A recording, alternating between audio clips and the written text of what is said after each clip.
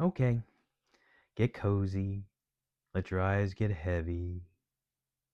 Let your brain get quiet. Get all snuggly. Tonight we're going to keep going with Winnie the Pooh by A. Milne.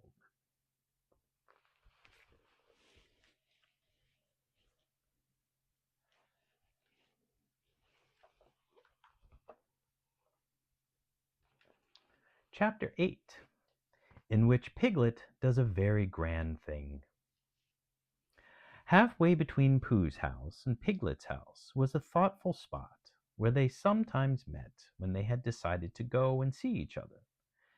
Now, one autumn morning, when the wind had blown all the leaves off the trees in the night, and was trying to blow the branches off, Pooh and Piglet were sitting in the thoughtful spot and wondering. "What I think," said Pooh, "is I think we'll go to Pooh Corner and see Eeyore, because perhaps his house has been blown down, and perhaps he'd like us to build it again." "What I think," said Piglet, "is I think we'll go and see Christopher Robin. Only he won't be there, so we can't." "Let's go and see everybody," said Pooh, "because when you've been walking in the wind for miles, and you suddenly go into somebody's house, and he says, 'Hello, Pooh, you're just in time for a little smackerel of something,' and you are, then it's what I call a friendly day." Piglet thought that they ought to have a reason for going to see everybody, like looking for small or organizing an expedition if Pooh could think of something. Pooh could. "We'll go because it's Thursday," he said, "and we'll go to wish everybody a very happy Thursday. Come on, Piglet." They got up, and when Piglet had sat down again, because he didn't know the wind was so strong, and had been helped up by Pooh, they started off. They went to Pooh's house first, and luckily Pooh was at home just as they got there.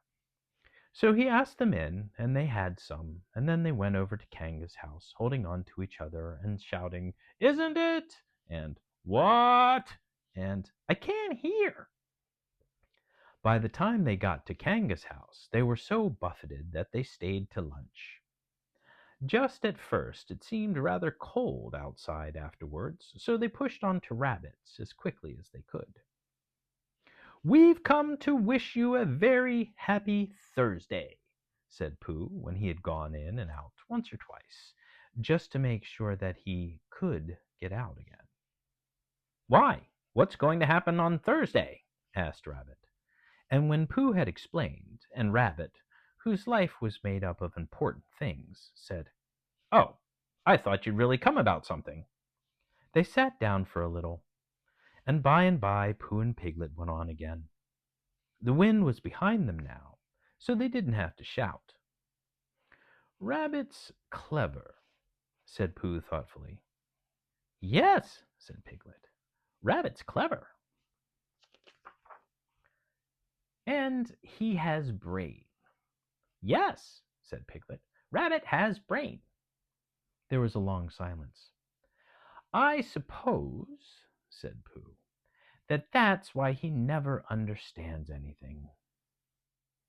Christopher Robin was at home by this time, because it was the afternoon, and he was so glad to see them that they stayed there until very nearly tea time, and then they had a very nearly tea, which is one you forget about afterwards, and hurried on to Pooh Corner, so as to see Eeyore before it was too late to have a proper tea with Owl.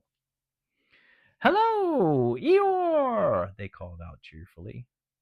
"We just came to see you," said Piglet, "and to see how your house was. Look, Pooh, it's still standing." "I know," said Eeyore. "Very odd.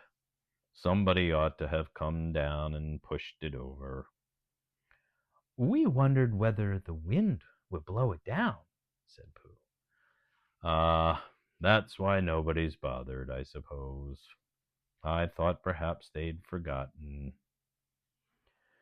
"Well, we're very glad to see you, Eeyore, and now we're going on to see Owl." That's right. You'll like Owl. He flew past a day or two ago and noticed me. He didn't actually say anything, mind you, but he knew it was me. Very friendly of him, I thought. Encouraging. Pooh and Piglet shuffled about a little and said, "Well, goodbye, Eeyore," as lingeringly as they could. But they had a long way to go and wanted to be getting on.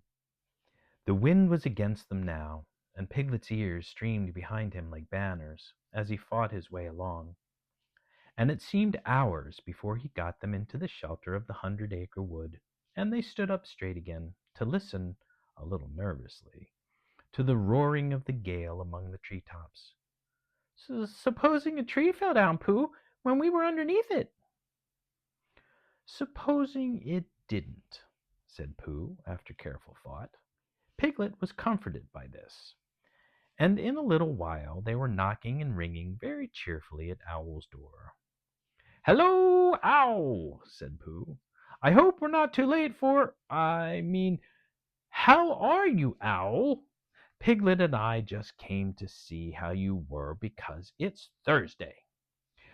"Sit down, Pooh, sit down, Piglet," said Owl kindly. "Make yourselves comfortable." "Correct me if I am wrong," he said, "but am I right in supposing that it is a very blusterous day outside?" "Very," said Piglet, who was quietly thawing his ears, and wishing that he was safely back in his own house. "I thought so," said Owl. "It was on just such a blusterous day as this that my Uncle Robert, a portrait of whom you see upon the wall on your right, Piglet, while returning in the late forenoon from a— What's that?" There was a loud cracking noise. "Look out!" cried Pooh. "Mind the clock! Out of the way, Piglet! Piglet, I'm falling on you!" "Help!" cried Piglet. Pooh's side of the room was slowly tilting upwards, and his chair began sliding down on Piglet's. The clock slithered gently along the mantelpiece, collecting vases on the way, until they all crashed together onto what had once been the floor, but was now trying to see what it looked like as a wall. Then there was another loud crack. Owl's room collected itself feverishly, and there was silence. In a corner of the room the tablecloth began to wriggle. Then it wrapped itself into a ball and rolled across the room. Then it jumped up and down once or twice and put out 2 ears. It rolled across the room again and unwound itself. "Pooh," said Piglet nervously. "Yes," said one of the chairs. "Where are we?" "I'm not quite sure," said the chair. "Are we in Owl's house?" "I think so, because we were just going to have tea, and we hadn't had it." "Oh," said Piglet. "Well, did Owl always have a letter box in his ceiling?" "Has he?" "Yes, look." "I can't," said Pooh, "because I'm facing downwards under something, and that, Piglet, is a very bad position for looking at ceilings." "Well, he has it, Pooh." "Perhaps he's changed it," said Pooh, "just for a change." There was a disturbance behind the table in the other corner of the room, and Owl was with them again. "Pooh," said Owl severely, "did you do that?" "No," said Pooh humbly. "I don't think so." "Then who did?" "I think it was the wind," said Piglet. "I think your house has blown down." "Oh, is that it? I thought it was Pooh." "No," said Pooh. "If it was the wind," said Owl, considering the matter, "then it wasn't Pooh's fault. No blame can be attached to him." With these kind words, he flew up to look at his new ceiling. "Piglet!" called Pooh in a loud whisper. Piglet leaned down to him. "Yes, Pooh?" "What did he say was attached to me?"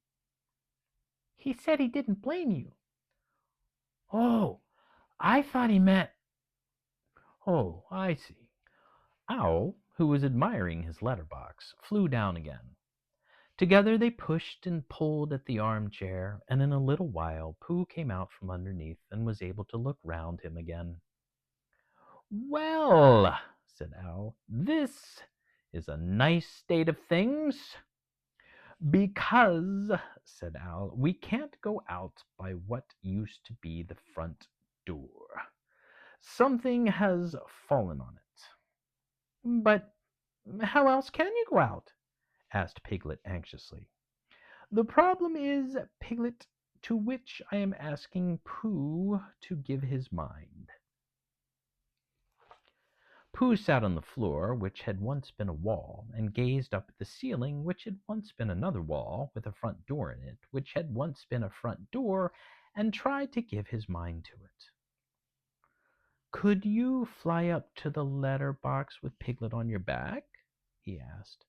"No," said Piglet quickly, "he couldn't." Owl explained about the necessary dorsal muscles.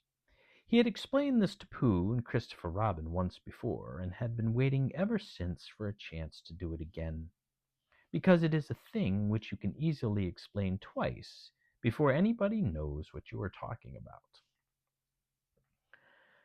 "Because, you see, Owl, if we could get Piglet into the letter box, he might squeeze through the place where the letters come, and climb down the tree, and run for help." Piglet said hurriedly that he had been getting bigger lately and couldn't possibly, much as he would like to.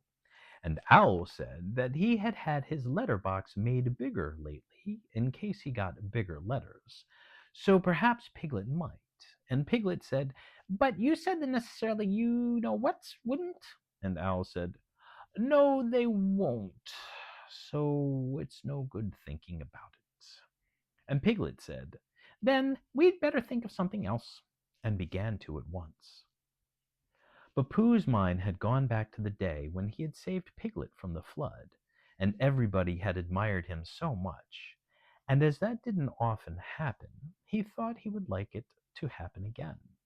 And suddenly, just as it had come before, an idea came to him.